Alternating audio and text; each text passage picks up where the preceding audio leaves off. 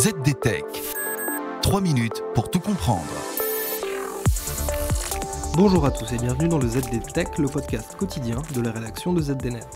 Je m'appelle Louis Adam et aujourd'hui je vais vous parler de Max Schrems, l'étudiant autrichien qui a fait bouger les lignes du droit européen en matière de protection des données.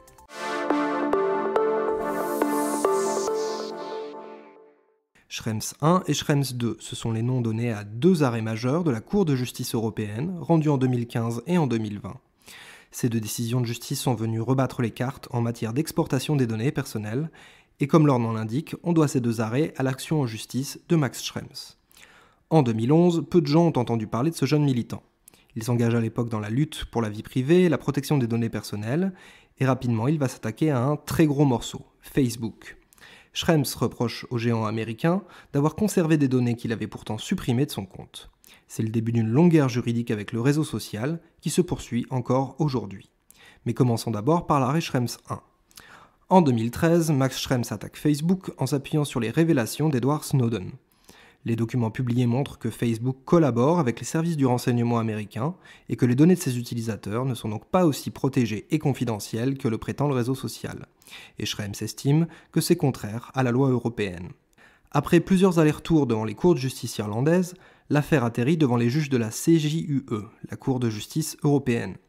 Celle-ci tranche le sujet et donne raison à Max Schrems, avec une conséquence non négligeable, elle invalide par là même le Safe Harbor, un texte qui encadrait jusqu'alors l'échange de données personnelles entre l'Europe et les États-Unis.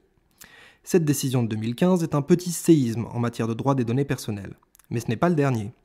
Rapidement, la Commission européenne et le gouvernement américain parviennent à un nouvel accord encadrant les échanges de données, baptisé Privacy Shield. Le texte propose une version remaniée du Safe Harbor avec de nouveaux engagements, mais de nombreuses zones d'ombre subsistent, notamment sur la question de l'accès aux données par les services de renseignement américains. Max Schrems attaque donc le nouveau texte, toujours dans le cadre de sa procédure l'opposant à Facebook, et il s'appuie sensiblement sur les mêmes arguments que pour le Safe Harbor. On aurait pu croire que les rédacteurs du nouveau texte auraient retenu la leçon, mais non.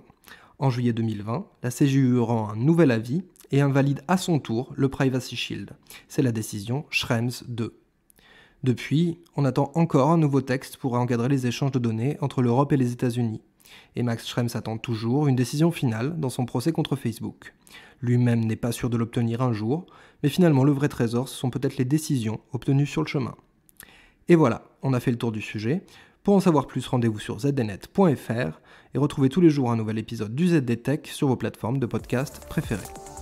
ZDTech. 3 minutes pour tout comprendre.